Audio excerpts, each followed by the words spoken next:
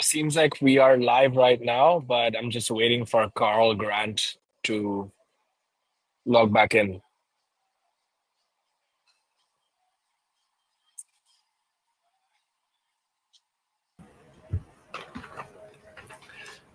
Taha, Memon. Hi, Carl. How are you? I'm not hearing you yet. I can hear you actually. Can you hear me? Here we go. Coming in. You're coming in. You good? Can you hear me?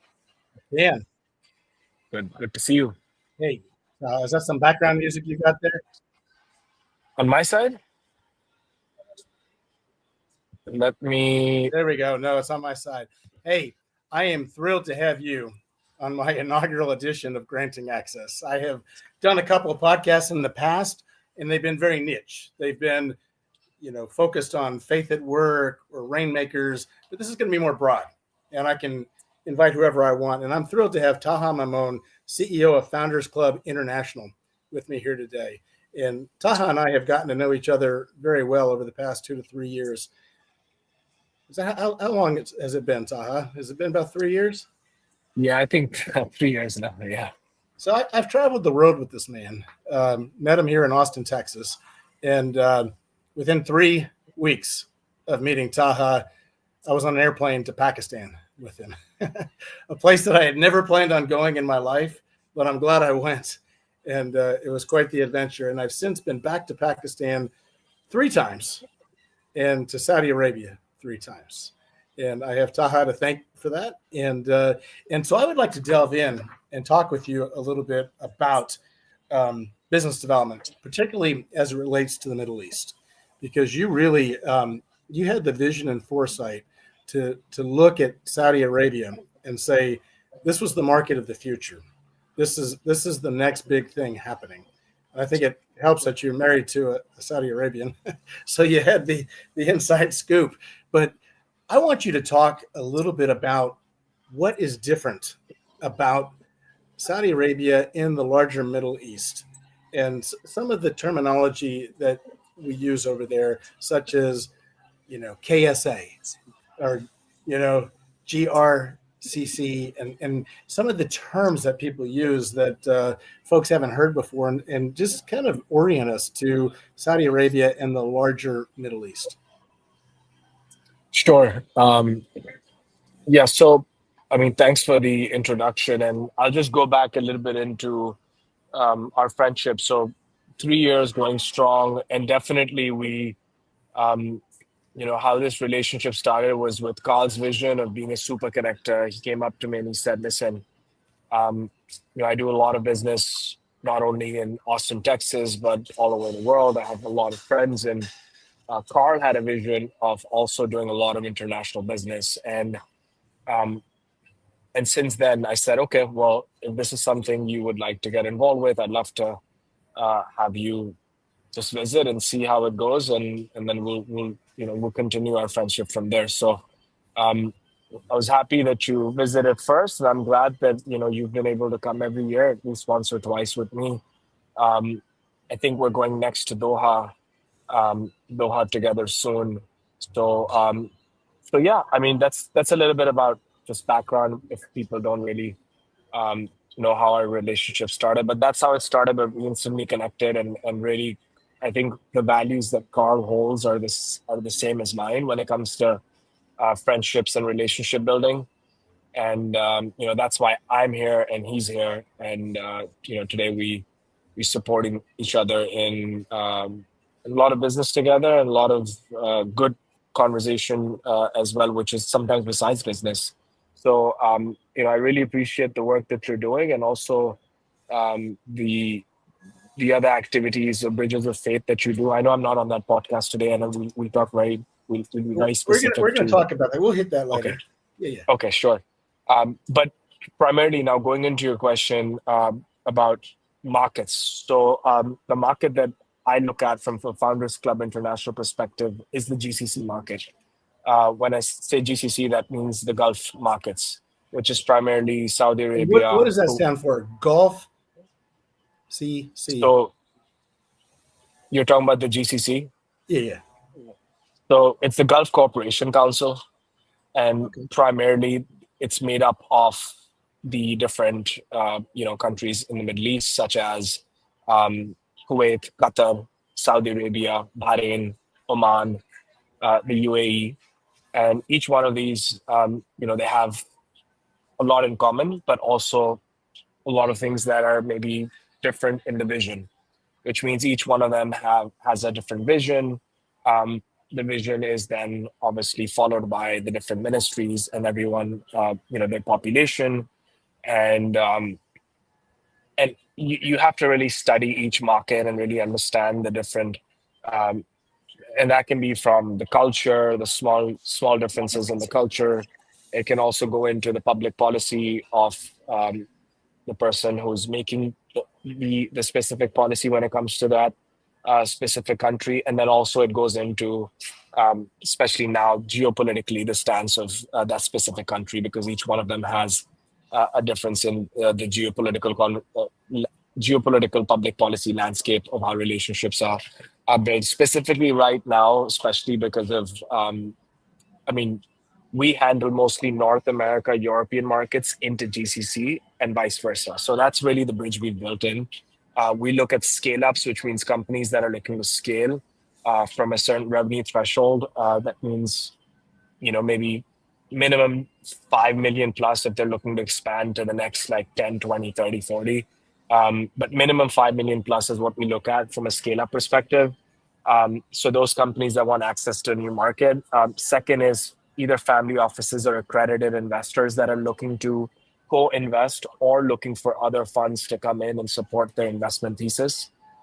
That's number two. Or number three, um, if you're a Series A founder that's looking to raise or scale.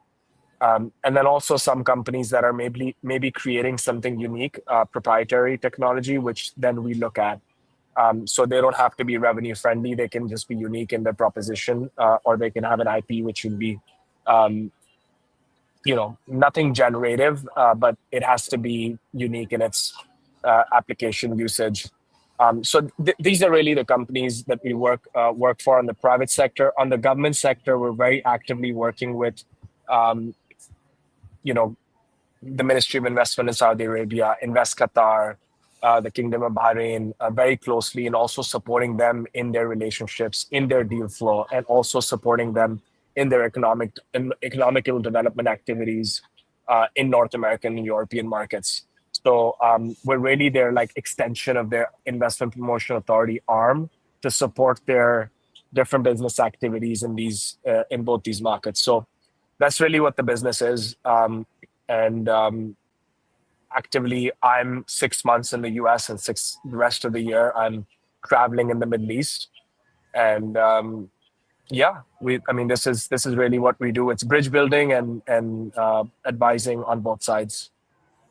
That's some basic questions. Obviously, I know the answer to these, but our viewers don't. Do you have to speak the language to do business over there? So you don't have to speak the language. I think it's always best that you have some level of understanding of the greetings and the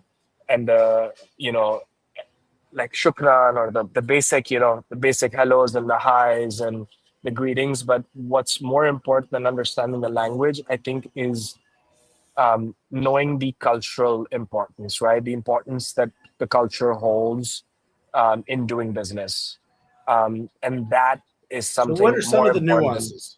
What are some, you've seen me with my faux pas in the Middle East. So, without being too serious, let's talk about some of the do's and don'ts. For example, in the U.S., it's quite common for men and women to do business together, to shake hands, to hug. Uh, is that something that's okay in the Middle East? Yeah, I mean, I would definitely kind of, obviously there's a lot of love and hospitality in the Middle East is absolutely phenomenal when it comes to doing business. But at the core, it is um, the religion of Islam is primarily, the dominant religion when it comes to the overall population. So, um, just being aware of, maybe, for example, prayer times. Don't set up a meeting during Friday prayers, right? That's one of them. If you go ahead and set up a meeting at the peak time of prayer, then the other person kind of understands that you've done no research, or understand, or you're not really keeping in mind. It's like setting up a meeting during church on a Sunday, or maybe keeping in mind of the different religious holidays and making sure you give them time to respond to your email. Understanding that work does happen, but it's more relationship based. So don't just go directly to go to the transactions. Genuinely get to know them. Believe in less of a transactional mindset, more relationship first. Get to know them. They're big on family, so like get to know their family member. It's more than just coming in and talking business. And also knowing personal space, right? When to give the other person space when it comes to communication, when it comes to um, also understanding some women might not be comfortable shaking your hand, or might not be comfortable sitting too close to you. So just knowing that, being aware of that, and um, and just being conscious about that is important. But at the end of the day, and there's smaller nuances once you go in, you start getting into it. But these are just the basic ones: understanding the religion, understanding personal space, and building a lot of rapport rather than going to the transaction, and genuinely taking an interest in who they are as individuals. And something I say, which I think goes a long way, is um, really, instead of like offering a solution, understanding that if you're there to provide a service, then know that you have to give back to the region as well. If you're looking to get an investment, you can't just think about what you're providing. You have to understand the local landscape. You have to understand what works in the Middle East and what will work, and the level of effort required has to be identified, because otherwise you're just kind of saying that, hey, I'm coming from the United States with these ideas, and these work here, and they're going to work there as well. It doesn't work that way.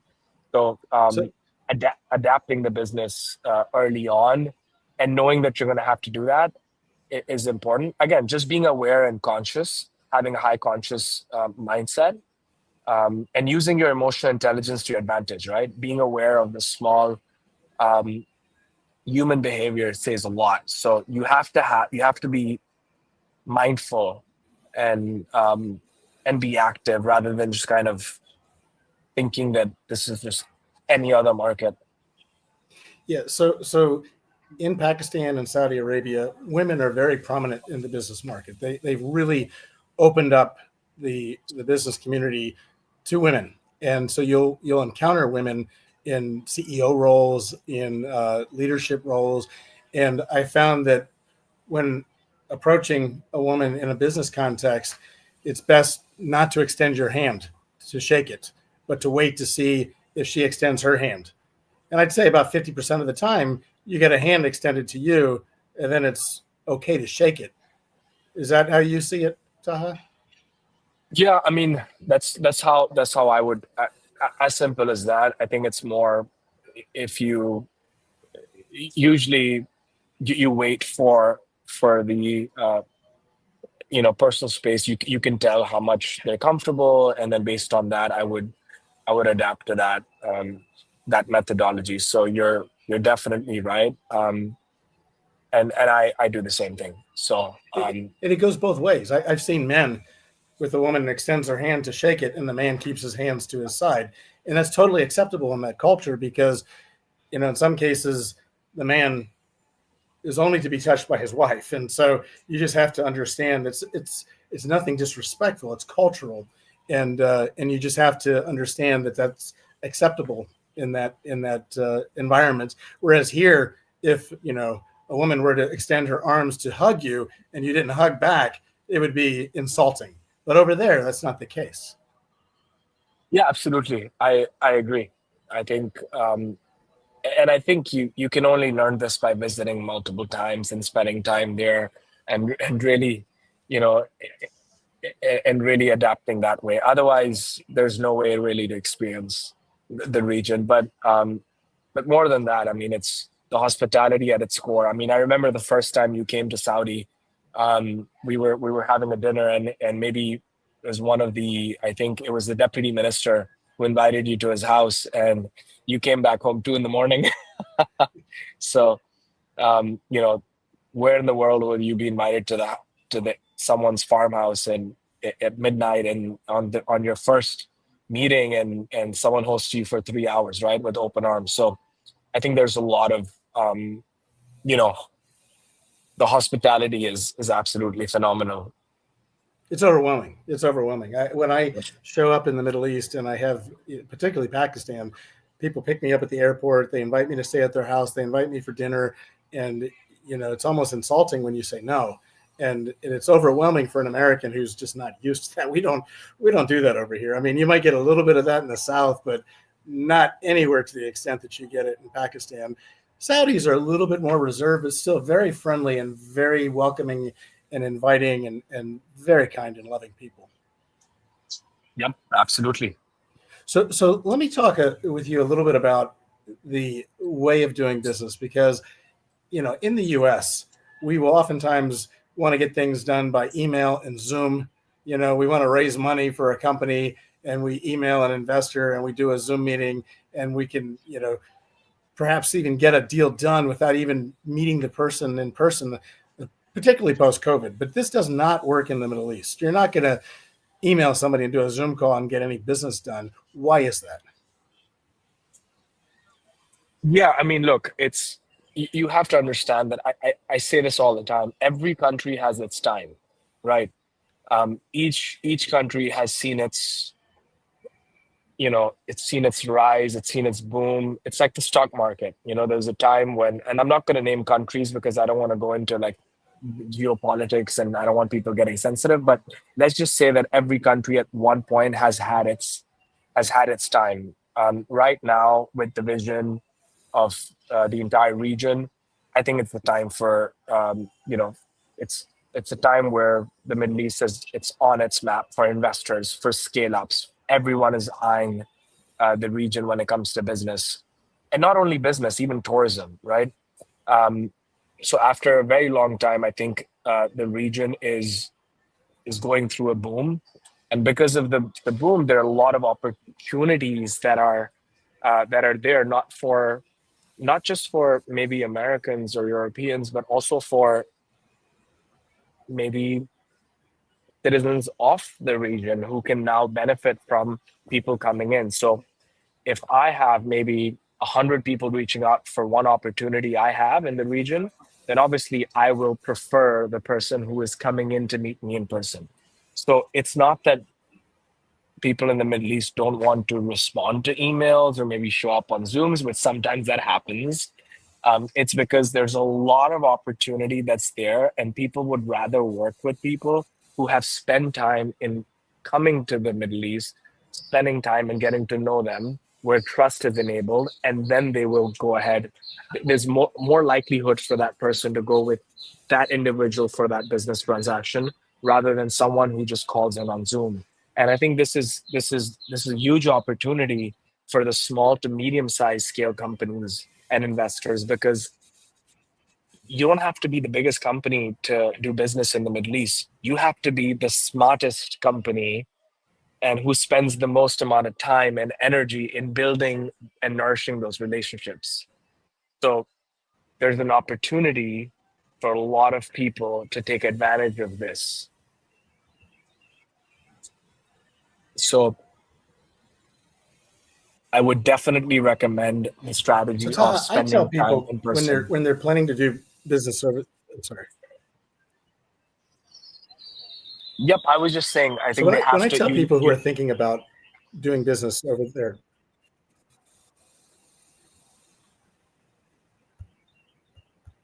so I think you're muted. yeah, I think there's a lag, but I was just saying the same thing. You need in-person presence to be able to do business in the region. And that doesn't mean just going in and leaving after the conference. That means you have to spend time. You have to commit a considerable amount of time throughout the year to come in and meet them. If you're not in front of the person, you're not going to win the contract. You're not going to be given the contract. The person who spends more time there, regardless of how big or small they are from company size or revenue, those those things don't always matter. It's going to come to place if you spend more time and if you just kept showing up. So it's not like, you can set up a few Zoom calls and think about a deal. And I try to train people all the time on this. I try to tell them, I'm like, listen, if you're not looking to come in twice or thrice a year with us as an advisory firm, or maybe even yourself, if you're looking to enter, you need to spend that much time. Otherwise, it's not worth it for you or for us to work with you, because someone else will spend more time and take those deals away. So when people ask me about doing business over there, they ask me what to expect. And tell me if you think this is accurate, what I'm telling them. I tell them that my experience is you need about 3 touch points before you can get anything done. And I'm not talking about 3 emails or 3 phone calls. I'm talking about 3 in-person meetings, coffees, dinners, get-togethers. Do you think that's accurate? Yeah, I think so. I think minimum 3 touch points, so that trust is enabled.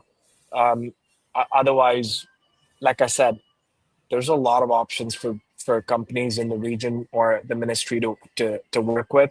So minimum 3 touch points uh, is required for something to happen. So I would agree to that. Yep. Right. And let's talk about the importance of a warm introduction. So I had the benefit of going over there with you, and you've already paved the way. You know people over there, and you were able to introduce me to people. And so I was well received by, the highest levels of government, by business leaders, investors. And I think if somebody just gets off the airplane by themselves, are they going to have the same success that I had over there, or do they need somebody like you? I don't think so. And usually I don't like to be too like 100% in my speech when I say something. Usually I'm like 5% this could happen, but the answer to this question is 100%. They're going to have a very different experience. Trust is everything. So someone just going in and trying to set up meetings, I think it's a very different landscape. And I see a lot of companies and investors that think they can navigate the space where they just go in and they have a few meetings, or they go in and they leave, but nothing happens. So you 100% need the right market entry, and even after market entry, right? Like the stakeholder management, it's extremely important, because it's you know you have to come into the market very strongly. Your first impression is your last impression, so you have to make sure you're coming in um, with the right people, you're seen with the right people, and you're spending the right time with the right people. Otherwise, it's um, the time, money, energy required is it quadruples, and you're just wasting your time thinking you're going to get a lot of business, because a lot of the times in our culture we're not really saying no, so we're just saying sure, but we're saying yes, but we're not saying yes, because we don't want to be rude to the other person by saying no. So some and as Americans, we're very used to hearing yes or no. It's clear communication, but in the Middle East, we might not say that very clearly because we don't want to disappoint the other person, and that sometimes can mean for the other person a lot of waste, a lot of time wasted. So you need an advisor to support you in the region, in scaling and market entry. Otherwise, you know it's a lot of time being wasted. So I know you're big on emotional intelligence, and that's a term that's hard to really put your finger on. Is emotion? So you think it's very important to be successful in the Middle East, and is that something that somebody can learn, or is it something they're born with? What role does emotional intelligence play, and can you get it before you go? Can you get it before you go? I mean, I think a lot of the times, well, the way we vet people when we take them is obviously their how well they've done in their past, if what their company's numbers look like, and then if they're market ready, and then I see if the founder or CEO traveling with me, who I'm working with, has emotional intelligence. And I don't think that everyone like I think everyone has it, but it's at different levels. And I personally don't have the threshold to train people, like to teach them that. I just don't have the um like the time and energy, and I don't even know how that would actually work. I'm not a trained professional to work on people's EQ. But I can assure you for sure that that's something we look for.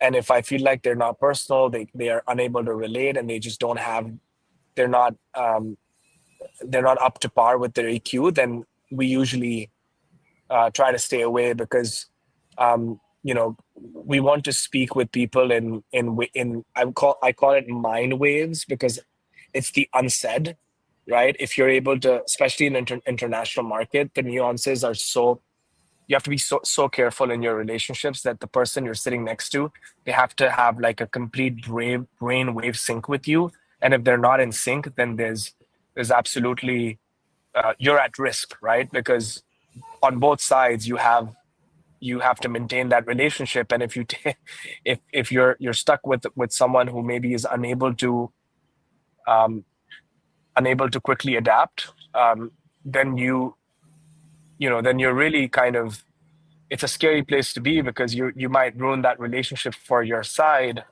on maybe the government side, by taking someone who potentially, I would say, wasn't market ready. And I think that's why our firm does really well, because we just don't look at numbers. We're also observing the person going with us. So we take these things into consideration. And I think in the Middle East, this is extremely important. Um, you know, your your numbers are important, but at the same time, if you do not understand the culture, you don't understand the region, and you cannot adapt fast enough, you won't be given too many chances. And for us as a firm, we want to make sure that we, uh, for sure, don't make that mistake by taking the wrong founder or investor, which will then lead to a bad reputation for our side. So, and I don't think, if someone doesn't have that, I mean, as brutal as it sounds, I don't think they're ready for international market expansion.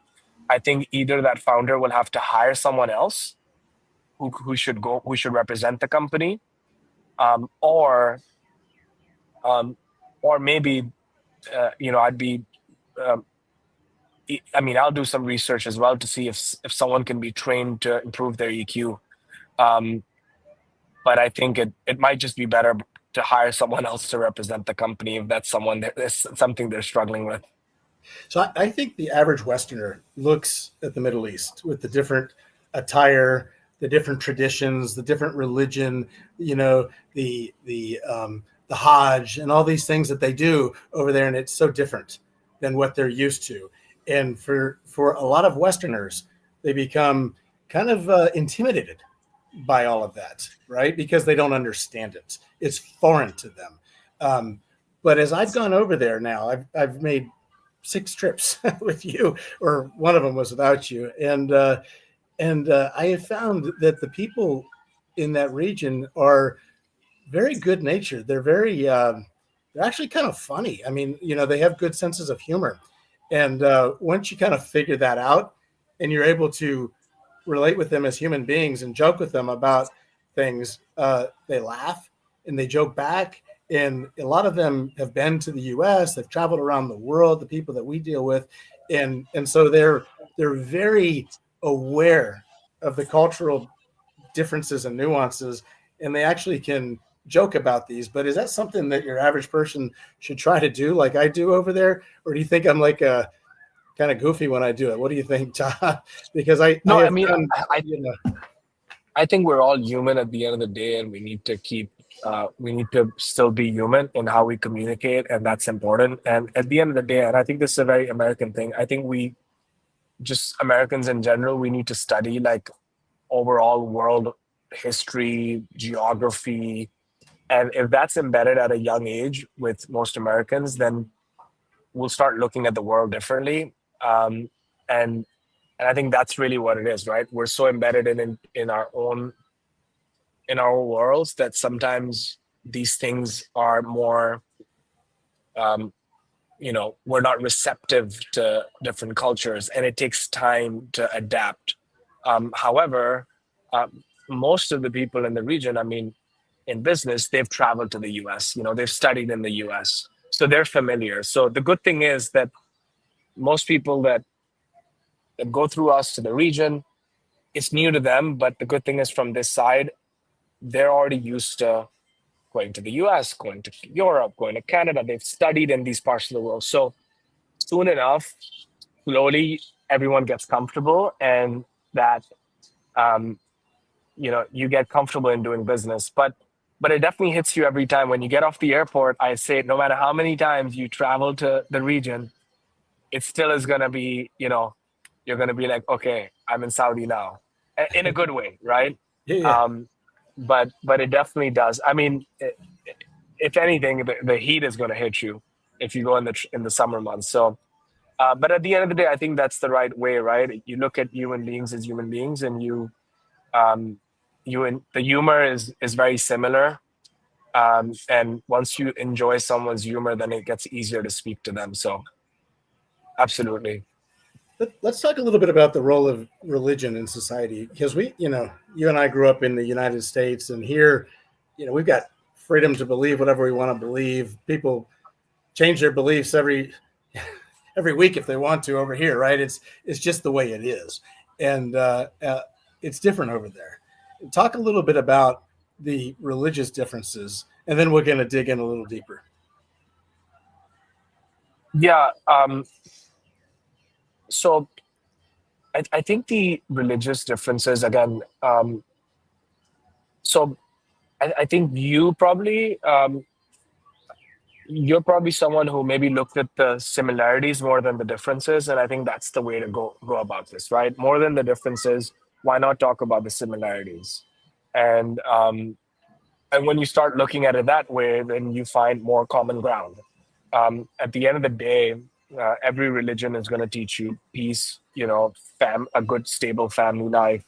Um, it's going to teach you um, how to give charity, how to pray. I mean, maybe some religions have more prayers than some, right? But at the end of the day, the core of every religion, I believe, is the same. And especially when it comes to Christianity and Islam, there's a lot of similarities. So um, most Muslims, they know about the Christian faith, they've studied the faith.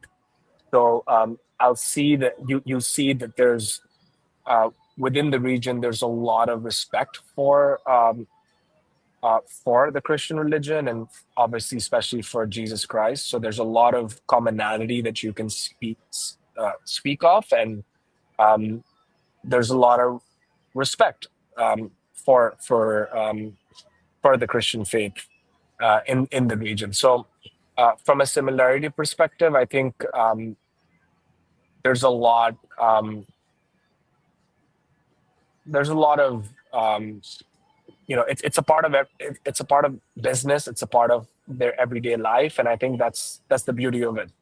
And I know for you as well, I mean, you're very involved with the church and everything you're doing on a global level to bring religions together, so you always preach similarities, um, and if you're faith driven, it helps you a lot in the Middle East. People respect men and women of faith, and they feel more comfortable doing business with them.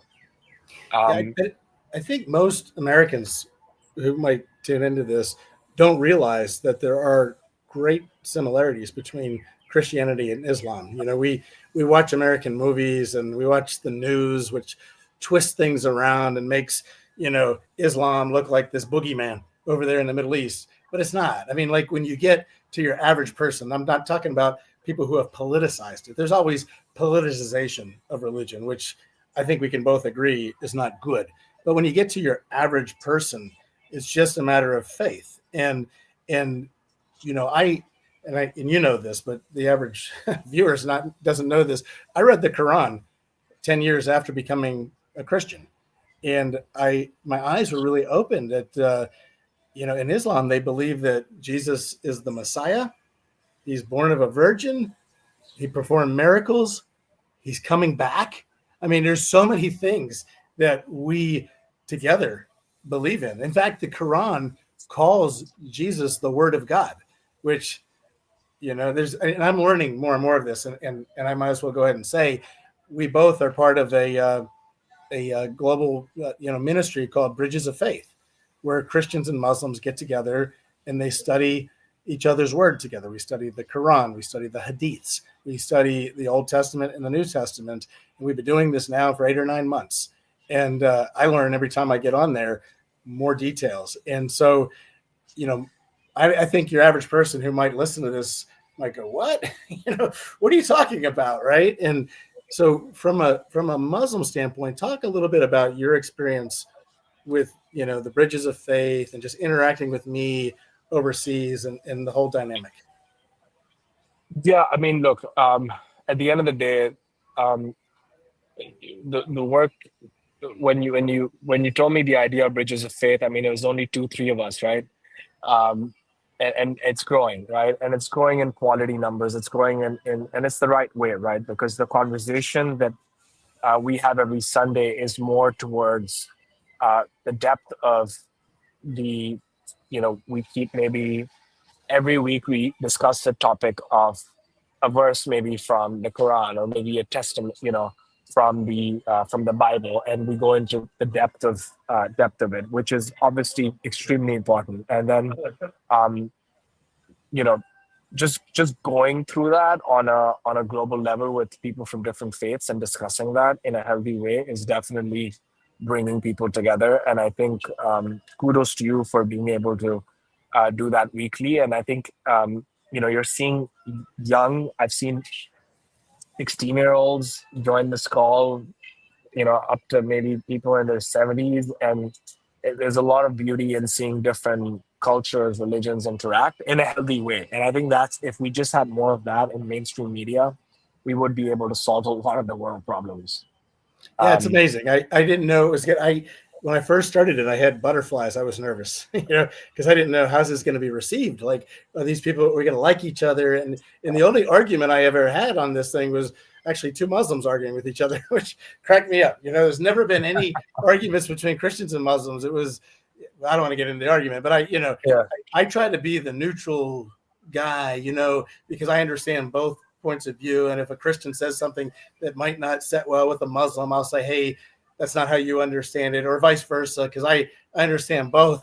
And it's kind of a unique position to be in. But if somebody wants to join, it's not a scary thing. I mean, people are like really loving to one another, right? And I remember one time I was asked to. We were talking about prophets in common, and we talked about all the prophets we held in common, and then one of my Muslim friends asked me to talk about the Prophet Muhammad, peace be upon him, and I'm like, oh boy, because you don't want to step in a landmine, and so I was very careful in explaining how Christians believe and why they believe what they believe.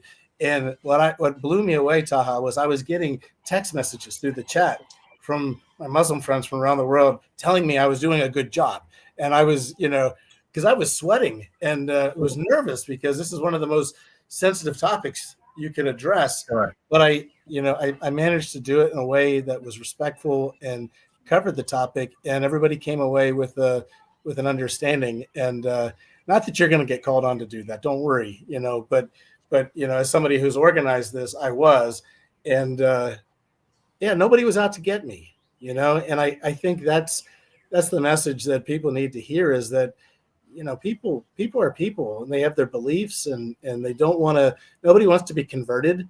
You can talk with each other about what you believe, and in my experiences, because of the strong faith that Muslims have, particularly in Jesus, our understanding of his role in our faith is a bit different, but they have the utmost respect for him. And so you can talk all day long about Jesus, or Isa, as we call them in Islam, and talk a little bit. And look, if you're a person of no faith, that's fine too, right?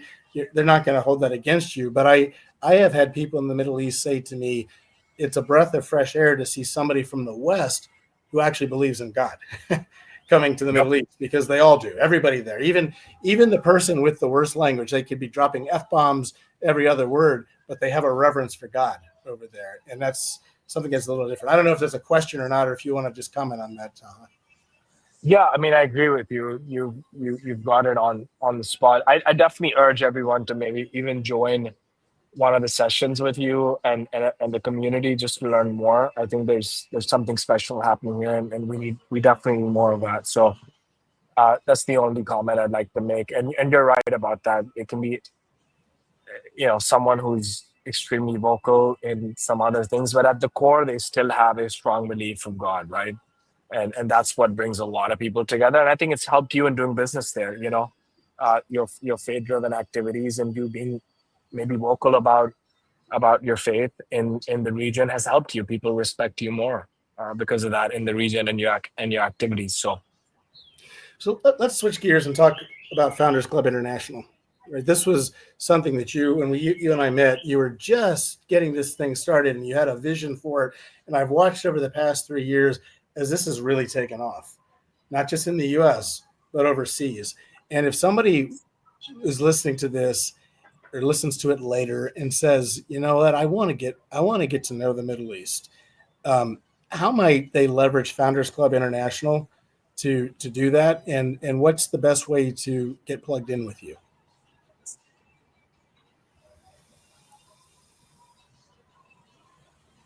yeah, I think you cut off for a second, but I got the question. So I think when you met me, so we were at that time we were 3-4 years into FCI, but we were mostly working um, in investor relations only in North America. So we were doing mostly all our FDI, like all our work was just North American based, and then we essentially started our GCC to US operations, and primarily look, we're always open to a conversation. We love I love meeting people in person. We have chapters all across the US. We have Austin, Texas, DC, Miami, New York, Nashville, San Diego, um, Salt Lake City, Amsterdam, um, London, and then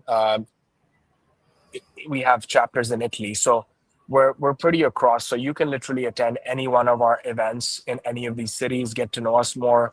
And that's really where you meet one of the chapter chairs. And then we're able to see if this is a good fit for you.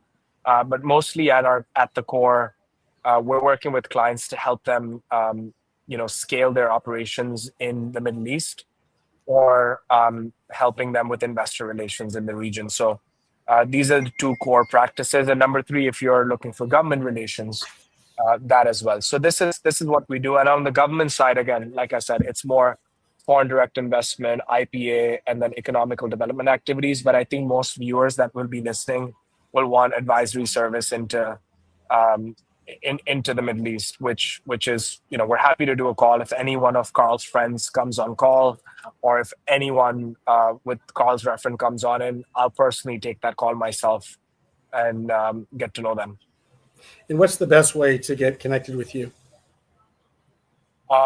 So best way is you can either reach out to Carl and he can send an email, or you can send an email to Taha, which is my name, Taha, at foundersclubint.com. So Taha at foundersclubint.com, or just shoot Carl a message or myself and just let me know you came through Carl's reference, and happy to directly take a look at it. All right, Taha, before we wrap up, anything else you want to share? No, I just think that, sometimes I meet a lot of founders, investors, and they just think too small. So just remember, in life, everything is about timing and market entry. And I think the next 6 years is where the market entry is for the Middle East. After that, it will be more saturated. So if you're on the verge or if you're thinking, then make sure to definitely reach out to us or anyone else that you think would be a better fit for you, and start thinking about that, because um, the world is getting more global in how business is done. So you want to take advantage of the right time for it. So think as big as you can, because the vision in the region is as massive or even bigger than what we could have dreamt of. So it's an exciting time for innovators and entrepreneurs to be living in this time span. All right. Thank you, Taha, for joining me on this inaugural episode of Granting Access. Take care. Have a great day. My God.